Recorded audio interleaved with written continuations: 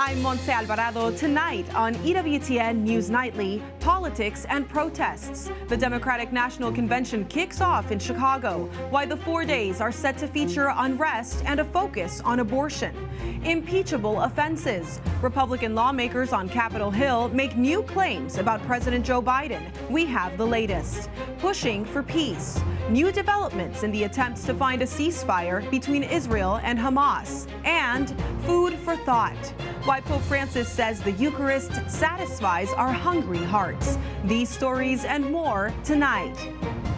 From EWTN, the Global Catholic Network, this is EWTN News Nightly.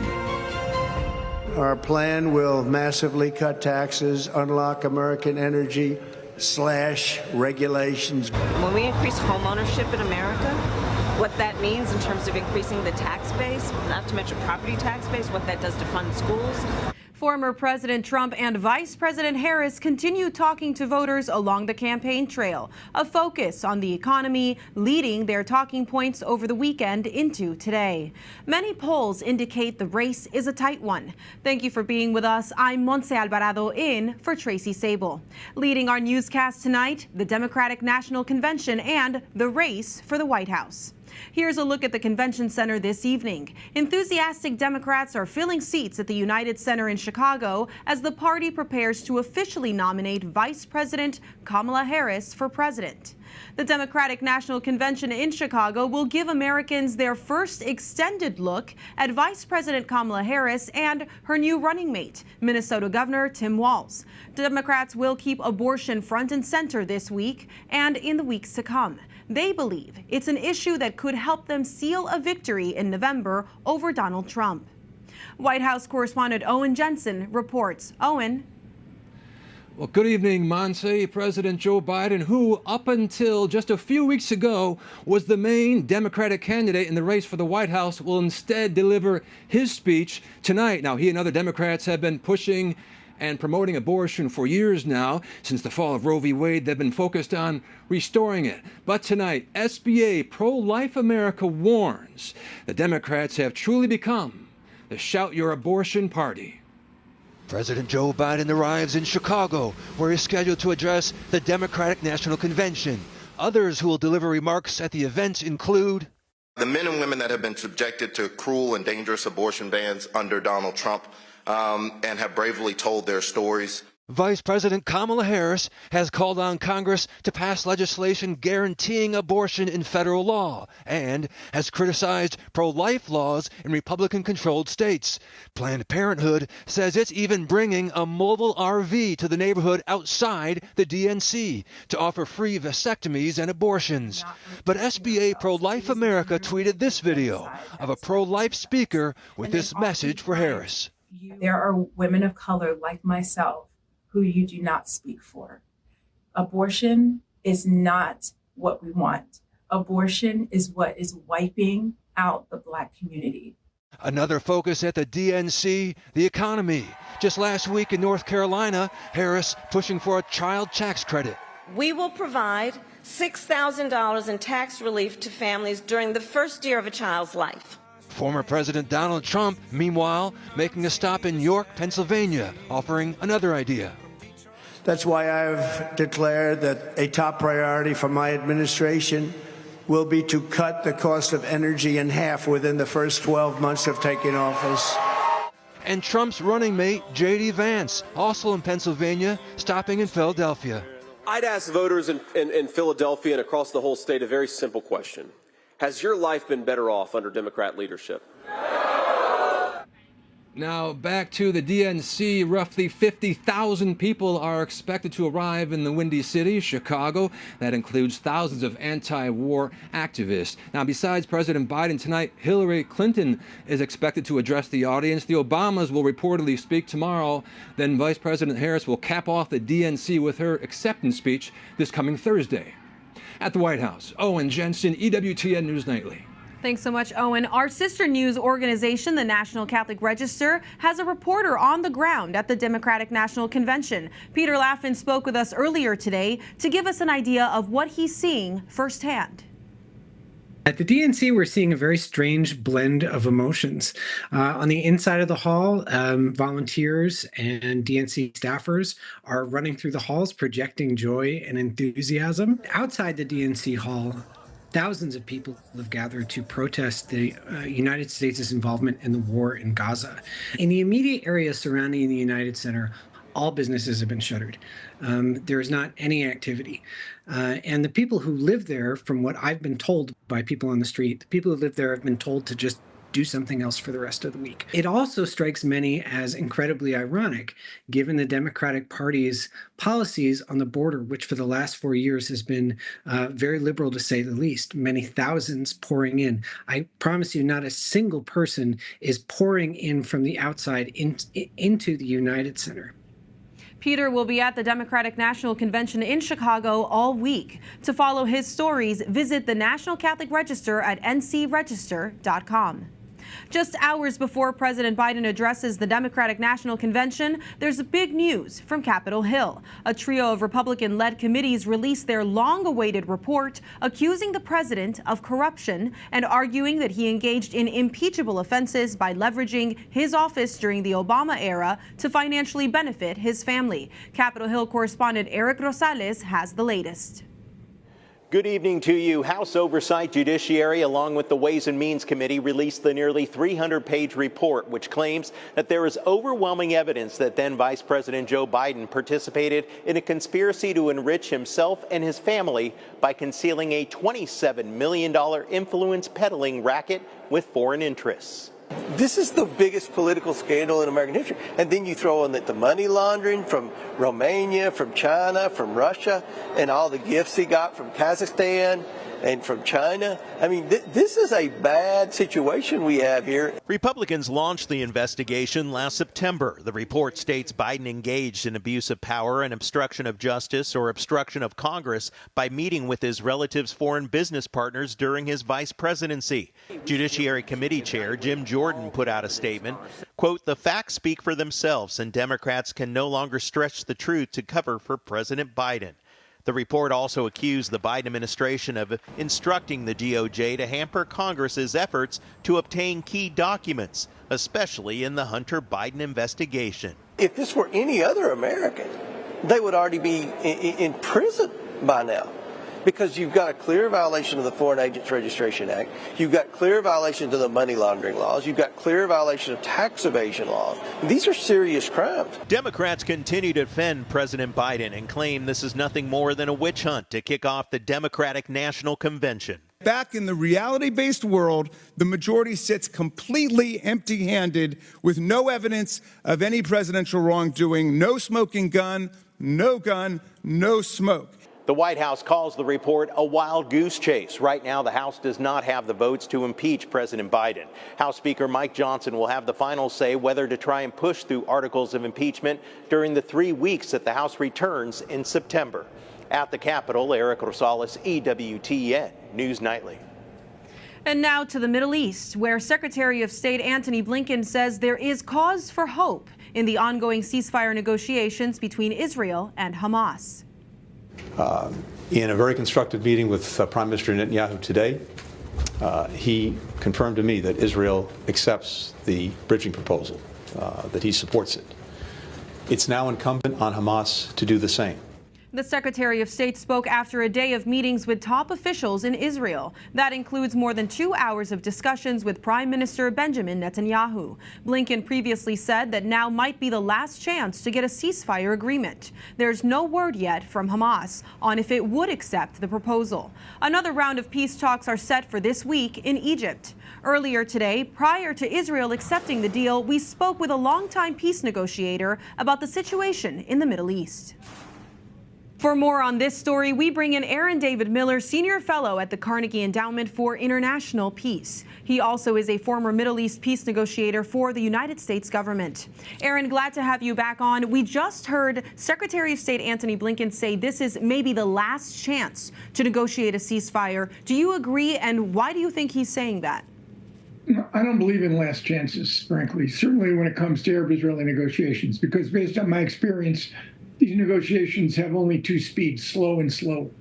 And the reality is this is a very complicated negotiation.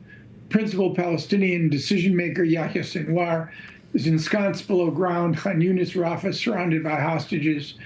How he's communicating with the facilitators, the external Hamas leadership in Doha and Cairo, is unclear. But it's also slowed down the process. And the Israeli prime minister, whose world is defined these days by maintaining himself in power, I don't think has a sense of urgency to complete this deal. And neither does Sinwar. The party that is clearly, understandably, in a hurry is the Biden administration.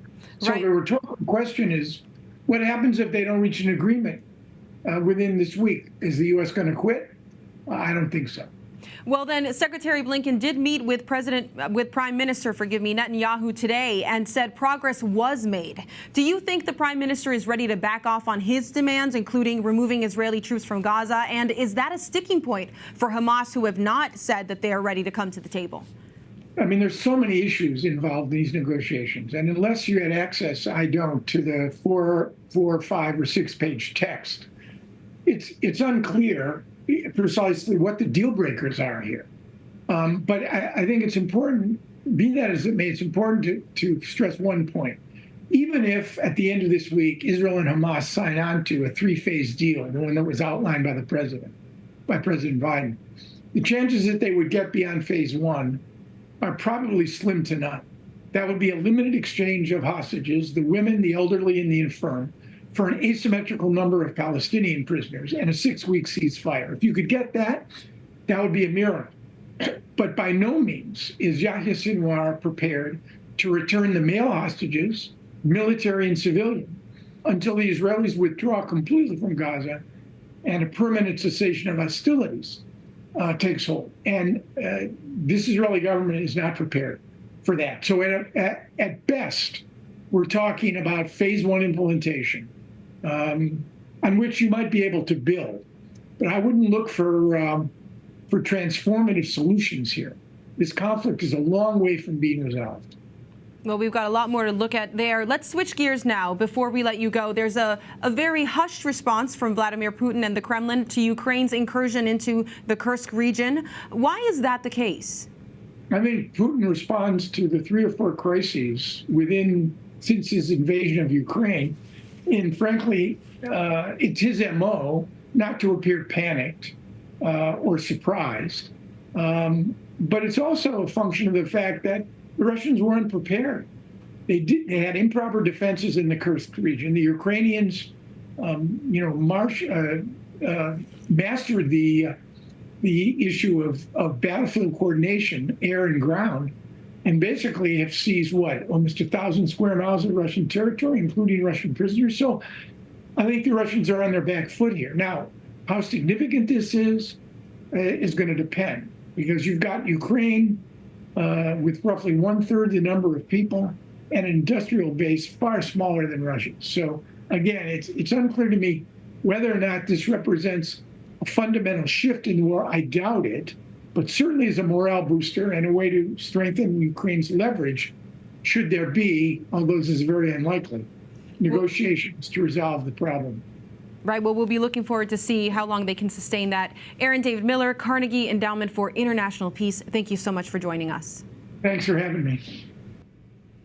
We have a lot more still to come on EWTN News Nightly, including Eye of the Storm. We take a look at some of the severe weather hammering the United States. The fact that we have half the country being governed in one way on the issues of sex and gender in schools and half the country being governed another way is an absolutely unsustainable situation. And analysis on a Supreme Court ruling impacting girls' sports, education, and freedom of speech.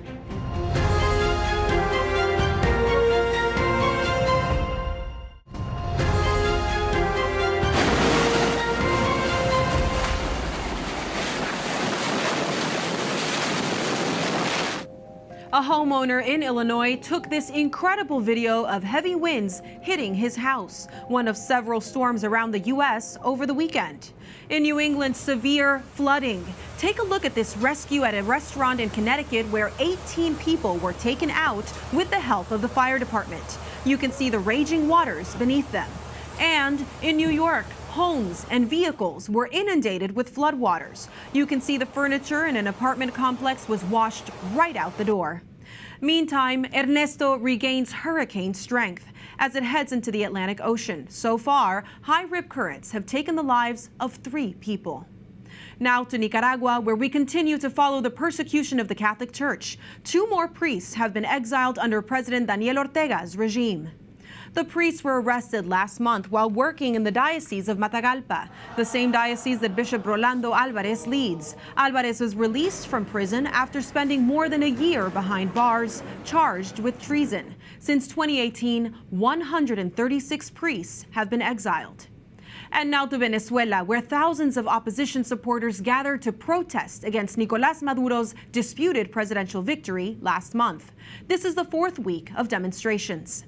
Protesters waved copies of election records as proof of the opposition leader's victory amid calls to, quote, remain fearless. The protests also took place in other Latin American countries and the United States. Edmundo Gonzalez, the main opposition candidate, says it's time for an orderly transition. For analysis, we turn to Jeff Ramsey, Senior Fellow at the Atlantic Council's Latin America Center. Jeff, thank you so much for joining us. What is your take on the protests? Are they growing in size, and are they having any impact? So, we've seen 4 weeks of protests, and it really does seem like the Venezuelan people are united in their desire for change and in pushing for the Venezuelan government to recognize the results of this election.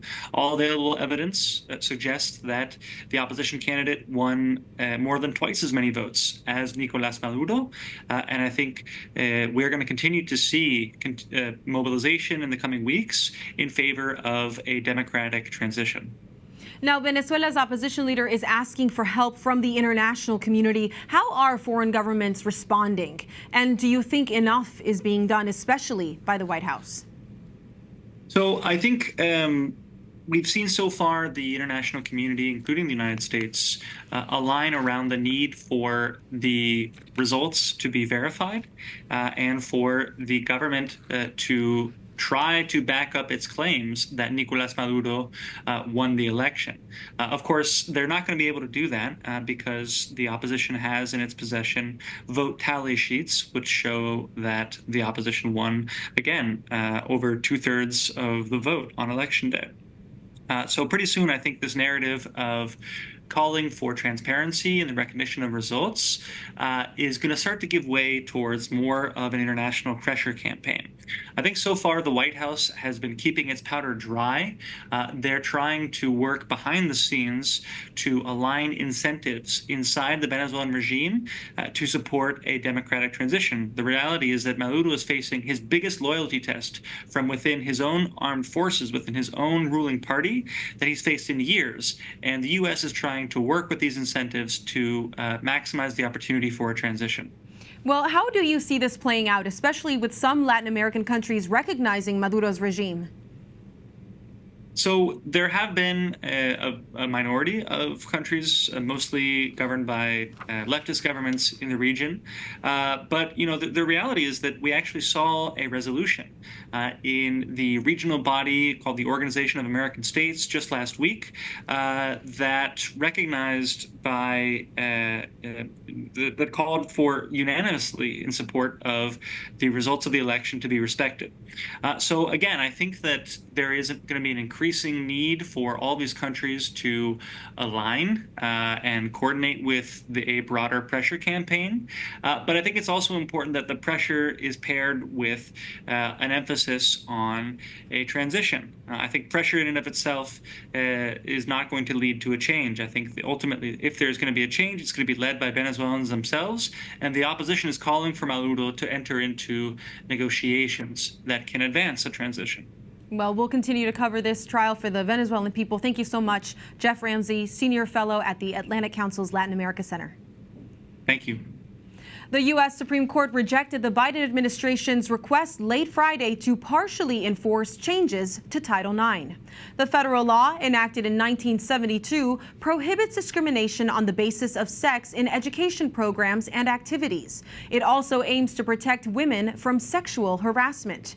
New guidelines would have changed wording to include gender identity, which would open girls' sports to male-born athletes who identify as girls. This essentially allows boys and girls' bathrooms and locker rooms. The new wording would also require teachers to use someone's preferred pronouns, thereby compelling speech.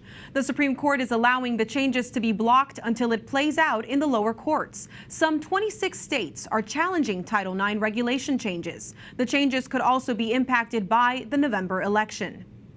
So I think the long-term implications of Friday's decision, frankly, we're going to have to see how the election bears out.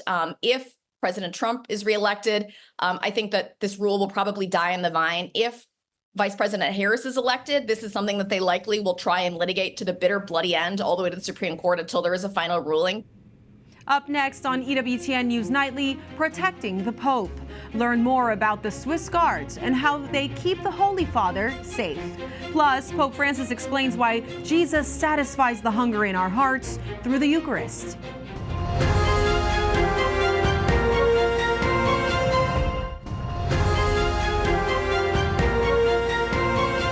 Japanese visionary of Our Lady of Akita, Sister Agnes Sasagawa, has died. Sister Sasagawa's purported visions of the Virgin Mary in 1973 included warnings for humanity and instructions to pray the Rosary and repent. She belonged to the Institute of the Handmaids of the Holy Eucharist, founded by the local bishop John Ito. That same bishop gave Catholics permission to venerate Our Lady of Akita in 1984 after 8 years of investigation, finding nothing contrary to Catholic doctrine. The Vatican has not officially ruled on Our Lady of Akita. Sister Sasagawa died on August 15th, the solemnity of the Assumption of Mary. She was 93 years old. Pope Francis reminds the faithful that the Eucharist is a miracle. Meraviglia e gratitudine davanti al miracolo dell'Eucaristia. In his Sunday address at the Vatican, the Holy Father reminds us that through Holy Communion, Jesus satisfies the hunger not in our stomach, but in our hearts. The Holy Father also encourages the faithful to reflect on the Eucharist with wonder and gratitude. Finally, tonight, in just 2 weeks, Pope Francis will embark on his longest apostolic journey. As with all of his trips, safety is top of mind. EWTN Vatican journalist Benedict Sendergren gives us a look at the critical role the Pontifical Swiss Guard plays in the security of the Holy Father. Pope Francis has journeyed to dangerous places throughout his pontificate. In 2015, he traveled to the active war zone of the Central African Republic. In 2021, he visited regions of Iraq once held by the Islamic State. His upcoming trip to Southeast Asia and Oceania has its own security concerns, including clashes between religious groups, tribal violence, and terrorism. On the forefront of the Holy Father's security is the Pontifical Swiss Guard, a mission they've been entrusted with for centuries. 2 words in order to summarize the duty of a Pontifical Swiss Guard: Acriter Fideliter, loyal and brave. We're here to serve Francis or his successors as well, and we need to do this with utmost fidelity, as well as, if need arises, naturally, we are here to protect him. The Swiss Guard has protected the Holy Father since the early 1500s. During the sack of Rome in 1527, more than 140 men in this elite force gave their lives defending Pope Clement VII. Every year, new generations of Catholic Swiss soldiers are sworn in during a large ceremony at the Vatican. They promise to serve and protect the Holy Father, and if necessary, to lay down their lives for him. Recruits to the Pontifical Swiss Guard must be unmarried Swiss Catholic males between 19 and 30 years of age and taller than 5 feet 8 inches tall. The men must have completed basic training with the Swiss Armed Forces in order to apply for the prestigious mission at the Vatican. Each serve for a minimum of 2 years. They are prepared to anticipate danger and neutralize threats, both at the Vatican and when Pope Francis travels. When we go abroad, especially on apostolic journeys, we also go there to give support and close protection of the Holy Father.